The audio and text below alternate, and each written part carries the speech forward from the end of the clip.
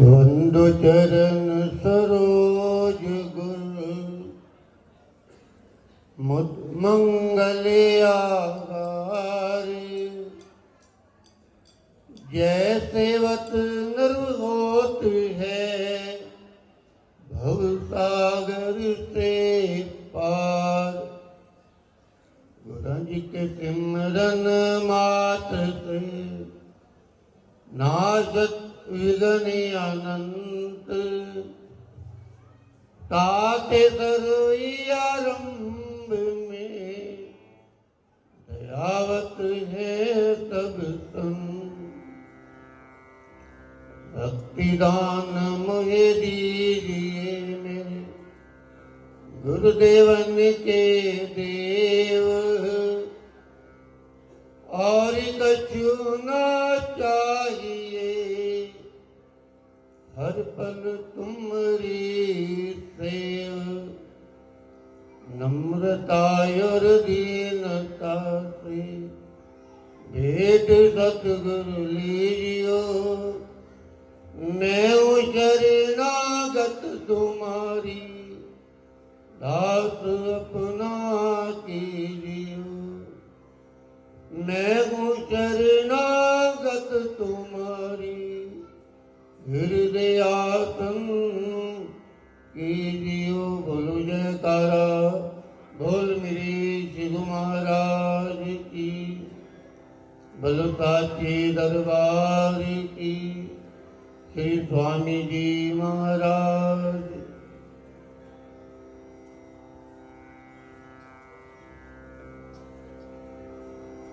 श्री सद्गुरुदेव भगवान जी के चरणों में मेरा दंडवत कोट कोट प्रणाम।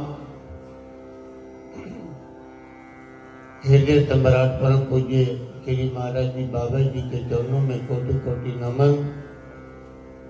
शिव महाराज जी के प्यारे प्यारे संतजन एवं सर्व संगत।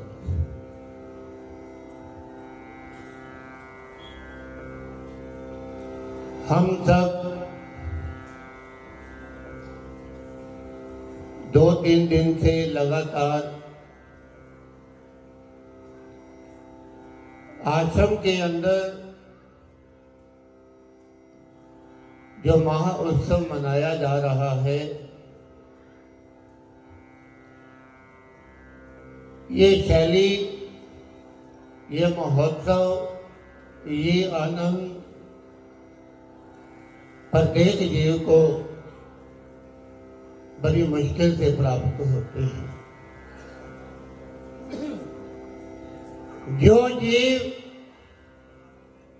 अपने मन में गुरुदेव के प्रति निष्ठा, प्रेम, प्यार, सेवा का भाव लेकर आता है, उन्हीं को ही जीवन में आनंदमयी बनने का तो अवसर प्राप्त होता है। कई बार क्या होता है कि हम घर से चलते हैं, गुरुदेव के चरणों में आने के लिए आ भी जाते हैं कि वहां आकर आनंद मिलेगा। लेकिन जो जीव गुरुदेव के संग जुड़ा हुआ होगा उसी को ही आनंद आएगा। जो जीव गुरुदेव के संग जुड़ा हुआ नहीं होता, इधर उधर ही घूम फिर कर चले जाते हैं, उनको जीवन में आनंद प्राप्त नहीं होता। एक समय की बात है, पुराने जमाने की। एक छोटी सी कुटिया थी, वहां पर एक महापुरुष रहते थे।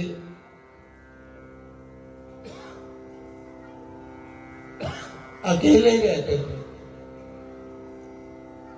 जो भी आया गया उनकी सेवा करनी, जो बन पाए उसके बाद अपना अकेला गुरुदेव के चरणों में अपनी सेवा भाव रखा। महापुरुष अपना अपना जीवन बिता रहे थे। एक बार एक लड़का महापुरुषों को मिलने के लिए आया, नमन किया, महापुरुषों ने उनको पानी पिलाया। वो बैठ गया तो वो उसके मन में संकोच हुआ कि इतने बड़े महापुरुष हैं, ये मुझे पानी पिला रहे हैं। उन्होंने पूछा कि महाराज जी आपके पास कोई नहीं रहता? कहता जब गुरुदेव की कृपा होगी कोई ना कोई आ ही जाएगा। जैसे ही बोला कोई ना कोई आ जाएगा, जो लड़का गुरु जी से मिलने आया उन्होंने प्रार्थना की, ये सु अवसर मुझे दे दो, क्योंकि तेरी इच्छा है सेवा करने की तो करो। महापुरुषों ने कहा घर पर कभी कभी जा सकते हो, अक्सर नहीं। कहने लगे ठीक है। वो लड़का गुरु जी का प्रेमी हो गया और कुटिया की सेवा करने लगा, आश्रम की सेवा करने लगा। करते करते 22-23 साल बीत गए। 22-23 साल के बाद वो लड़का एक दिन अपने गुरु जी से बोला कि महाराज जी मैंने ना आज घर जाना है। कहते कि चले जाओ पर जल्दी आ जाओ। 22-23 साल के अंदर गुरु जी ने आश्रम की हर सेवा उस बच्चे के जिम्मे लगा दी। वो सारा कार्य वही करता था आश्रम का, कुटिया का। जब वो घर पर गया 3-4-5 घंटे बीत गए, वो नहीं आया। गुरुजी ने बाजार से कोई सामान मंगवाना था।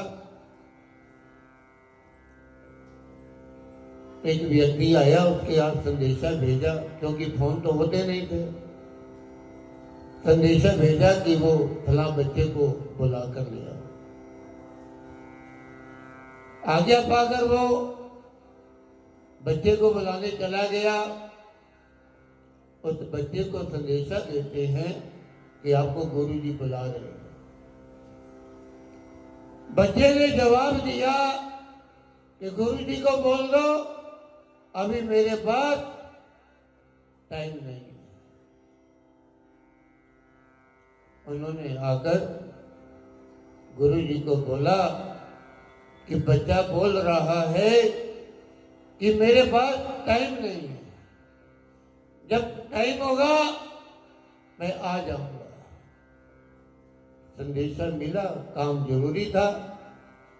पुराने जमाने की बात है, उस समय ईंट की दीवारें नहीं होती थी, गारे की चिनाई होती थी, गारे की दीवारें होती थी बार बार। फकीर ने दीवार को आज्ञा दी कि जाओ फलाना काम बाजार से करके आओ। वो दीवार वहां से चल पड़ी।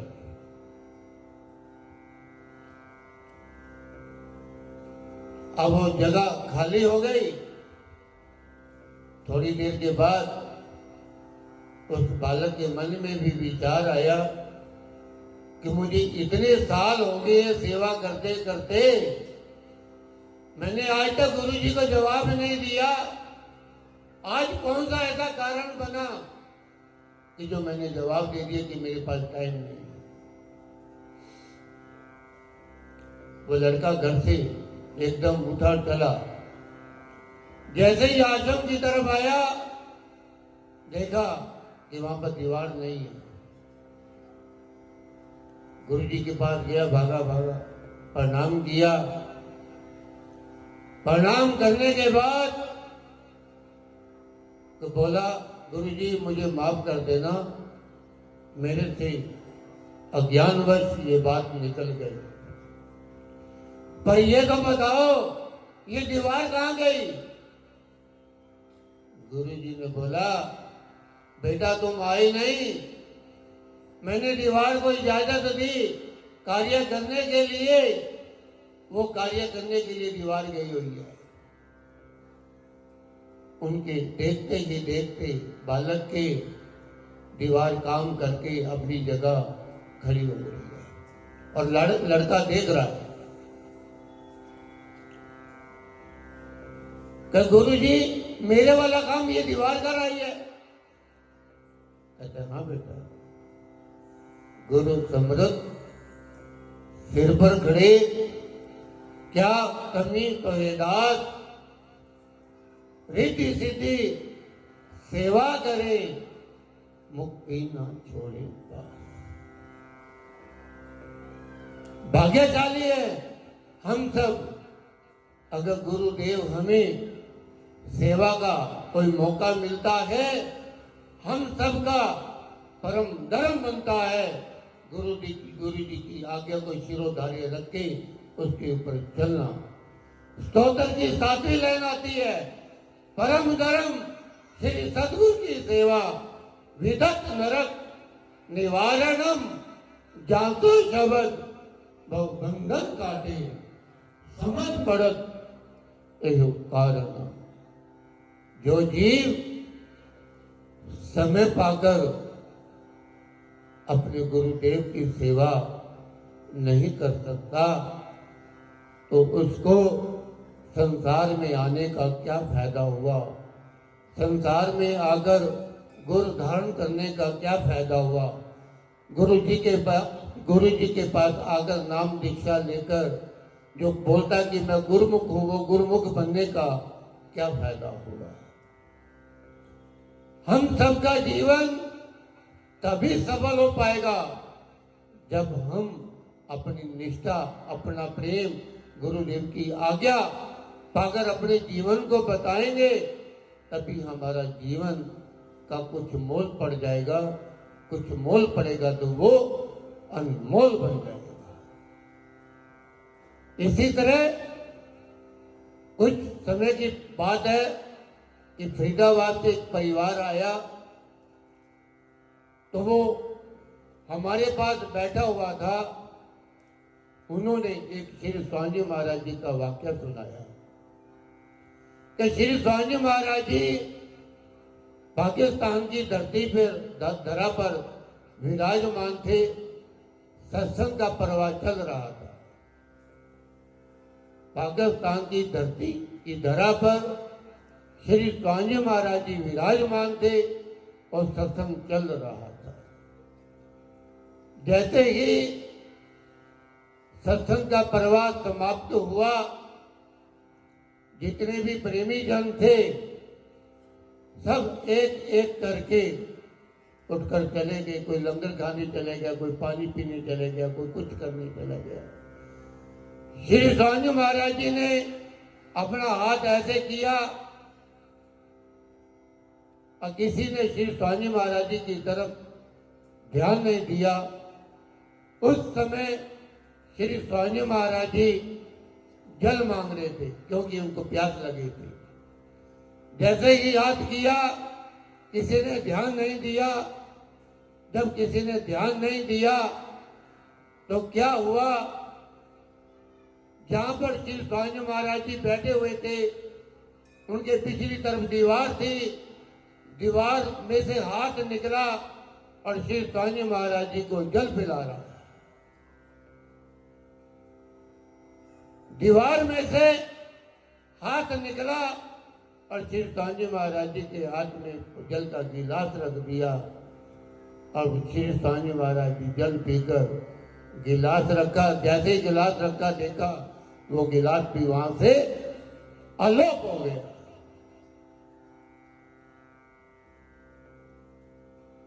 ऐसे श्री गुरु महाराज जी के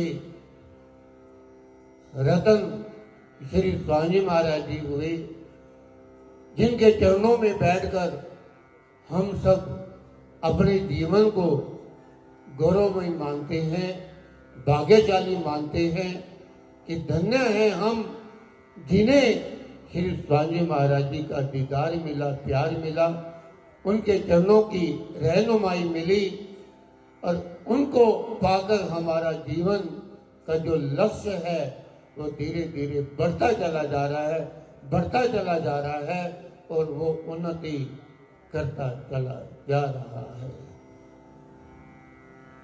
फिर एक बार यही बोलेंगे, श्री गुरु महाराज जी के, श्री स्वामी महाराज जी के चरणों में अपनी आस्था, अपना प्रेम, अपनी निष्ठा और गुरु दरबार की सेवा का जो हम सबको ये सौभाग्य प्राप्त हुआ है, इसी जन्म में करके अपने जीवन की कामना करें कि जिससे हमारे जीवन का कल्याण हो जाए, कल्याण हो जाए, कल्याण हो जाए।